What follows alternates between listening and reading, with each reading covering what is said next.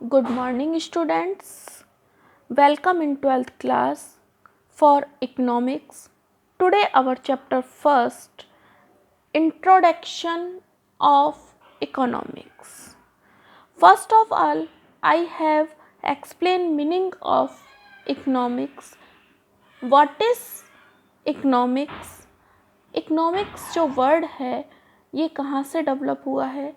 जो हमारा economics word है वो ग्रीक भाषा के ओइकोनोमिया वर्ड से लिया गया है। ओइकोनोमिया जो वर्ड है इसको एरिस्टोटल जो इकोनॉमिक्स थे उन्होंने सर्च किया। जो ओइकोनोमिया वर्ड है अगर हम इसको 2 पार्ट्स में डिवाइड करते हैं, ओइकोस प्लस नोमिया, तो ओइकोस का मीनिंग होता है हमारा होम या हाउस और नोमिया का मीनिंग होता है मैनेजमेंट। कहने का मतलब है इस पूरे वर्ड का मीनिंग क्या होगा? मैनेजमेंट ऑफ होम या हाउस। इसी तरह से इकोनॉमिक्स वर्ड्स का हम मीनिंग देखते हैं तो इकोनॉमिक्स वर्ड का मीनिंग हमारा क्या होता है? Money management. इसके बारे में हमने 11th क्लास में भी डिस्कस किया था, meaning of economics, definition of economics. अगर आपको याद हो तो हमने जो 5 टाइप ऑफ डेफिनेशंस भी पढ़ी थी, जैसे wealth centred, welfare centred, security centred, development based and wantlessness definition. तो जो हमारे जो इकोनॉमिक्स है, इकोनॉमिक्स का जो होल स्ट्रक्चर है वो 2 थिंग्स पर बेस है। वो 2 थिंग्स हमारी कौन कौन सी हैं? Resources and wants. हमारे पास जो रिसोर्सेज हैं वो क्या हैं? लिमिटेड हैं, और जो हमारी वांट्स हैं वो हमारी क्या है? अनलिमिटेड हैं। तो जो हमारे पास प्रॉब्लम आती है वो क्या आती है? चॉइस की प्रॉब्लम आती है, जिसे हम क्या कहते हैं? Economic problem.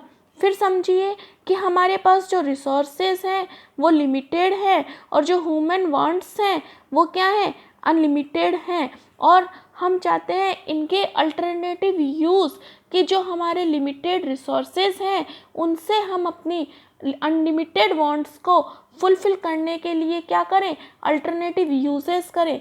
जैसे फॉर एग्ज़ाम्पल मेरे पास 10 रुपीज़ हैं, 10 रुपीज़ लेकर मैं मार्केट जाती हूँ और मैं चाहती हूँ कि इन 10 रुपीज़ का मैं पेन भी परचेज़ कर लूँ, पेंसिल भी ले लूँ और इरेजर, शार्पनर एक्सेट्रा एक्सेट्रा। लेकिन मुझे क्या परचेज़ करना है? जिससे मुझे फुल्ली सेटिस्फेक्शन मिले, जिससे मेरी मैक्सिमम जो सेटिस्फेक्शन मिले। तो हमको क्या करना है? क्या है इकोनॉमिक्स? कि जो हमारे लिमिटेड रिसोर्सेज हैं उनका मैक्सिमम यूटिलाइजेशन करके अनलिमिटेड वांट्स को फुलफिल किया जाए।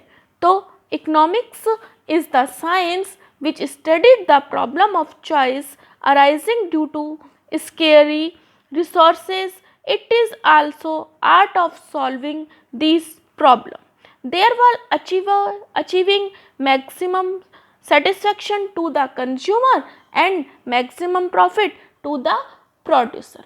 मतलब कंज्यूमर को उससे मैक्सिमम सेटिस्फेक्शन मिले और जो प्रोड्यूसर है, जो उत्पादक है, उसे मैक्सिमम प्रॉफिट मिले। क्लियर? इकोनॉमिक्स क्या है? लिमिटेड रिसोर्स का मैक्सिमम यूटिलाइजेशन करके हमें अपने अनलिमिटेड वांट्स को क्या करना है? फुलफिल करना है। अब बात आती है कि जो इकोनॉमिक्स है उसके फादर ऑफ इकोनॉमिक्स कौन है? तो Adam Smith is known as the father of economics. In 1776 an inquiry into the nature and causes of wealth of nation was this books was published. अब इसके बाद हमारा नेक्स्ट टॉपिक आता है economic activities. Economic activities जिसे हम बोलते हैं आर्थिक क्रिया। आर्थिक क्रिया क्या होती है? इकोनॉमिक एक्टिविटीज़ क्या होती है? हमने पहले भी पढ़ा था कि human is a social animal and human being perform many activities in living in the society, कि मनुष्य एक सामान्य प्राणी है या सामाजिक प्राणी है और वह अपनी और अपने परिवार की आवश्यकताओं की पूर्ति के लिए अनेक आर्थिक क्रियाएं क्या करता है. This is called economic activities. Any work done by human being for the satisfaction of their needs with the aim of earning money. अब जो economics is the study of whole problem. Economics में हम क्या करते हैं, whole study करते हैं. तो इसमें हमारे सामने प्रॉब्लम क्या आती है, पूरी होल स्टडी की. तो इकोनॉमिक की होल स्टडी की प्रॉब्लम का सॉल्यूशन करने के लिए 1933 में प्रोफेसर रैगनर फिश ने जो इकोनॉमिक्स है उसको 2 पार्ट्स में डिवाइड किया. 1933 Professor Ragnar Fish divided economics in 2 parts.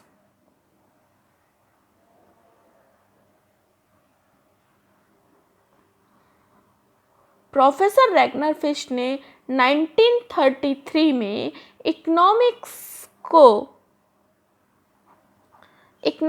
को 2 पार्ट्स में डिवाइड किया.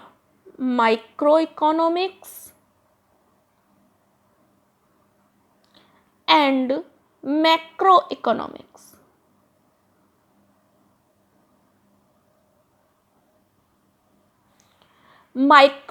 माइक्रो जो वर्ड है वो किस वर्ड से डेवलप हुआ है, हमारे ग्रीक भाषा के माइक्रोस. अब ये मत बोलना कि आपने स्पेलिंग गलत लिखी है. ग्रीक भाषा में इसकी स्पेलिंग ये होगी माइक्रोस. और मैक्रो इकोनॉमिक्स, इसमें मैक्रो वर्ड की जो हमारा डेवलप है वो हुआ है ग्रीक भाषा के मैक्रोस वर्ड से. अगर हम इसमें आई को लें और यहाँ पर हम ए वर्ड को लें तो आई वर्ड का मीनिंग होता है हमारा इंडिविजुअल, या हम इसको स्मॉल भी कह सकते हैं, इंडिविजुअल स्मॉल. और मैक्रोस का मीनिंग, मैक्रोस ए वर्ड का हमारा मीनिंग होता है एग्रीगेट या होल. मीनिंग आपको समझ में आ रहा होगा. माइक्रो इकोनॉमिक्स में हम स्टडी करते हैं इंडिविजुअल और मैक्रो इकोनॉमिक्स में हम स्टडी करते हैं एग्रीगेट. तो कहने का मतलब क्या है, माइक्रो इकोनॉमिक्स क्या है.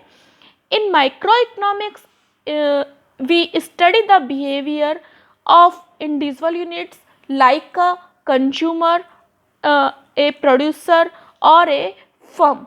And macroeconomics is that part of economic theory which study the behavior of aggregate of the economy.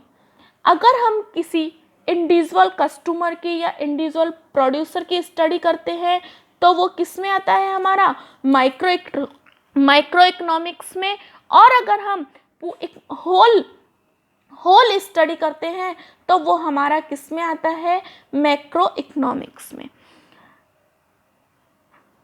ठीक है, इसके नोट्स मैं आपको सेंड कर दूंगी. ओके.